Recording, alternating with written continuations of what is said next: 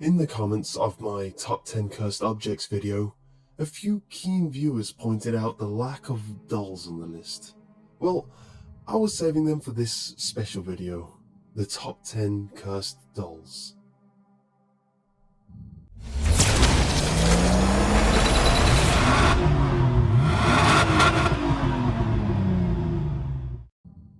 Number 10. Pupa, the Haunted Doll. Pupa is a doll just over a foot tall, with a blue dress and oversized matching blue bow on top of her blonde curls. The original owner of Pupa was given the doll at the young age of 5 years old and had her up until 2005. She only had one owner to actually play with her. The young girl cherished the doll all her life and traveled with her from Italy during World War II to the United States, where she stays tonight. When her owner died, Pupa was put into a display case in her home, and it has since then been reported that she does not like it, tapping on the glass, pushing other things nearby in the display case away from her.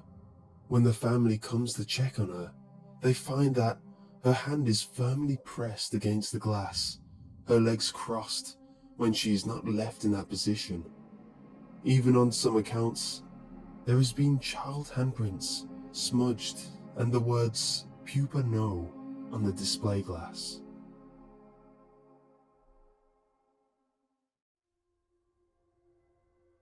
Number 9. Mandy the Doll. Mandy is an antique porcelain baby doll from the 1900s and is over 90 years old.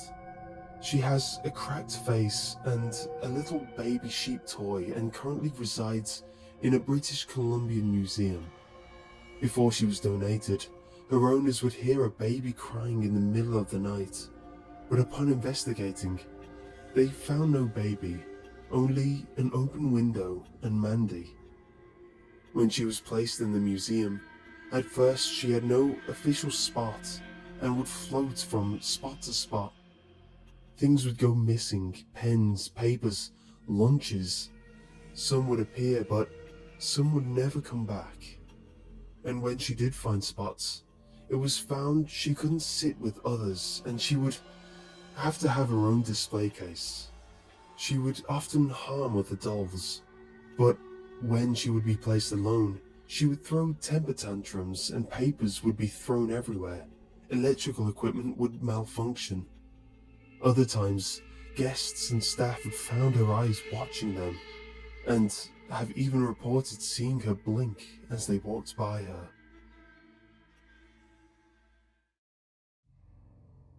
Number 8. Amanda the Haunted Doll. Amanda is a rather mysterious doll, as not a lot could be found on this doll, other than she was sold on eBay over 3 years ago. And since then she has been passed along from house to house, owner to owner, until she found a home in the Atlanta, Georgia Museum. In some homes, if she found that she liked you, she would cause you no harm and simply rest there, staring off into the distance. However, once she grew tired of that home, or if you were unlucky enough to be a person she did not like, trouble was sure to follow you. One woman reported that Amanda would scratch at the glass case that she was put in, or would move to various points in the house despite the woman living alone. Another incident, she found scratches all down her legs in the middle of the night, and Amanda sitting in a chair not too far away, just staring at her.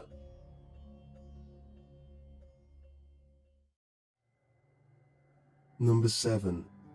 Emilia the Haunted Doll. Emilia was originally a gift from the King of Italy to the daughter of the captain of the Royal Guard over 100 years ago. She was cherished dearly and managed to survive both world wars with the loss of both her arms and a bit of her head. Despite the fact the condition she was in, she was always rescued from the rubble of war.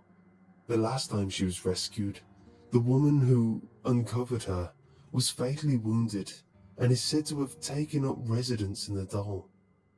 You can sometimes see the doll blink and hear a voice box call for her mama, despite the voice box being completely broken.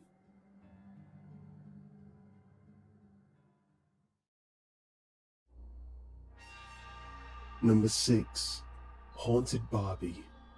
During World War II, both the English and Germans disliked each other greatly, and both wanted the other out of their country and to colonies they had settled. One German family who owned a coffee plantation in Singapore were being seized and rounded up for questioning, had a daughter who managed to escape into the woods behind their home. Unfortunately, she fell from a cliff and died. To keep the spirit from becoming an angry one, the villagers built the girl a shrine and prayed to her. The lady, Natuk Kong Shrine. There, they had first a simple altar with the cross she wore around her neck when she had died. An Australian man reported to have had a recurring dream 3 nights in a row.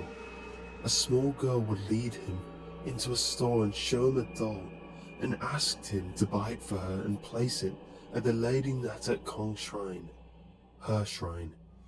He would do as the girl had told him to do, just on a whim, and to his surprise, the exact doll was there. Everything was as his dream had looked. He brought it to a shrine, and it is said that she answers people's prayers for good health and whispers thank you when people leave her offerings.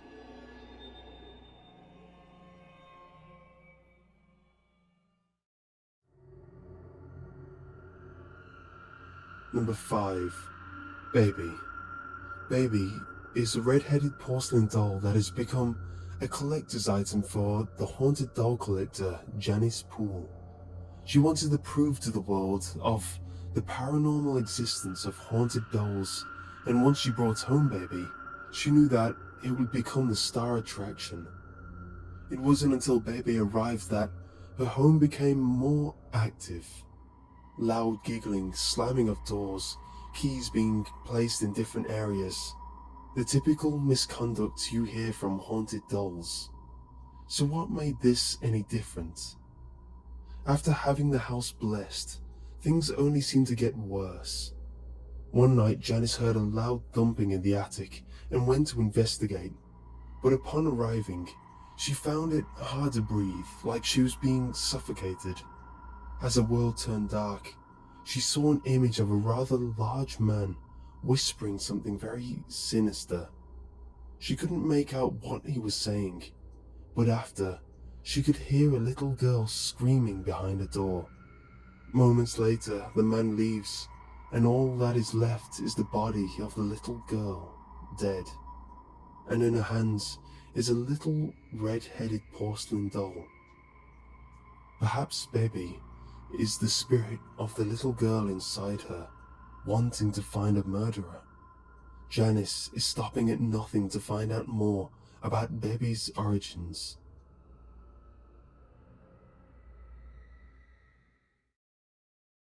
Number 4. Robert the Doll. Robert, given his name from his original owner, Robert Eugene Otto, is said to be a haunted doll located in the Key West area.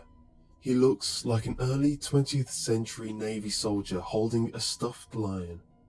Eugene was given the doll by a disgruntled servant who was well versed in black magic and voodoo. Apparently, the servant was angry with the family for their treatment and opted to give Eugene a cursed doll as repayment. Soon, it was apparent that there was something wrong with the doll. Eugene could be heard talking to the doll, and they heard the doll talk back. Of course, at first they assumed it was just the child talking back for the doll in a different voice. Later, their stories changed as stranger and stranger things happened. Their neighbors swore they saw the doll moving from window to window when the family was gone. Other times, the doll would giggle a most awful giggle. Even the family saw it running in between rooms. In the middle of the night, Eugene would scream. His parents would rush to his aid and find that Furniture would be knocked over and things scattered about. When questioned, he would scream, "Robert did it!" When Eugene died, Robert was left in the attic until a new family moved in. A 10-year-old girl would become Robert's new owner, not for long. For Robert, in the middle of the night, would move about and often try to attack her. The young girl claimed that the doll was out to kill her and that he was very much alive.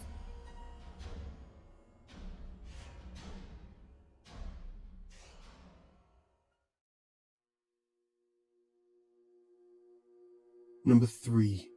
Juliet, the haunted and cursed doll. To be haunted and cursed, fate must not be on your side. Juliet belongs to one family and has been in this family for 4 generations. 4 generations and 4 souls to be trapped inside of Juliet. Anna G, as she would like to be known, had a great-grandmother who first acquired Juliet as a pregnancy gift. She had no idea of what nightmare that she would be bestowing on a family. When her great-grandmother had her first child, it was a boy, and when he was born, he was healthy.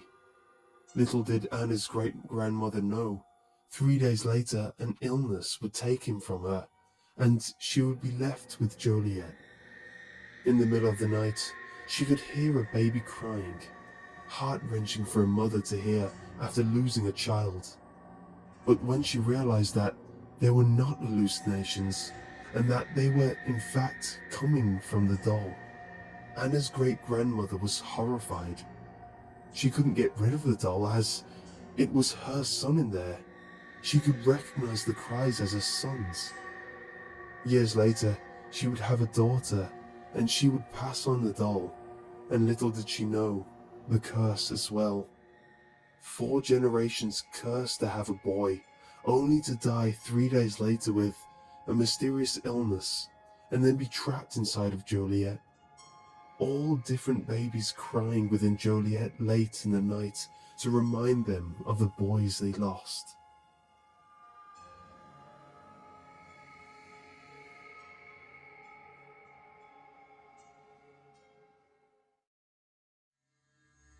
Number 2. Caroline. Caroline is another porcelain doll that is said to be haunted, though it is said that she is haunted not by one spirit, but by 3. Unlike Juliet, this is not under sad or disheartening circumstances. Each one of the spirits may fight for control on who gets to haunt Caroline, but they are spirits who have had loved Caroline and owned her previously. She never threatens anyone or causes any bodily harm. Instead, she plays little pranks like moving things around, hiding books behind bookcases, putting candles in the oven, hiding things in odd places.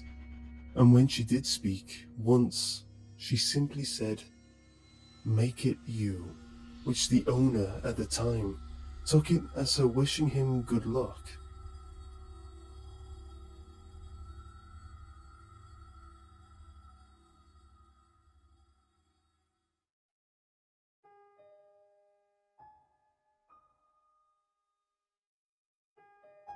And number 1. Annabelle. Annabelle is perhaps the more famous of all the cursed dolls, as she has been featured in the movie The Conjuring. Though the events of the movie have been exaggerated, it is based on some truths. Annabelle is a real doll, and the Warrens are real people. They have a real collection of cursed objects, Annabelle being a part of it. However, she is not a porcelain doll as it was depicted in the film. She is a classic Raggedy Ann doll that is child-sized. Annabelle was bought as a birthday present for a graduating nurse. Donna, the nurse, had no idea what kind of horrors she was going to be in for. She would leave Annabelle tossed on the bed while she went out, but soon realized something was amiss. The doll's position would move. Hands and legs would be crossed, when they would be thrown out and vice versa. Soon, Donna and her roommate, Angie, would notice that Annabelle would even appear in different rooms when she was left in the bedroom. Or worse, when they would open the door and find the doll appearing to be frozen, standing or leaning against a chair, as if it was just caught walking, and it was playing a game of red light, green light. That's only the tip of the iceberg of paranormal activity, however. Donna and Angie would come home and find little pieces of parchment, specifically parchment paper with messages like "Help us" or "Help Lou" scribbled in childlike handwriting. Aside from unnerving scribbles, Donna and her roommate had no parchment in the apartment for anyone to write that, Lou being their friend that would occasionally come over. When the doll started to have blood drops on it, they called for a medium who told them that a little girl ghost was haunting them, but that it was friendly and wanted to inhabit the doll because she was scared and had died in the apartment complex.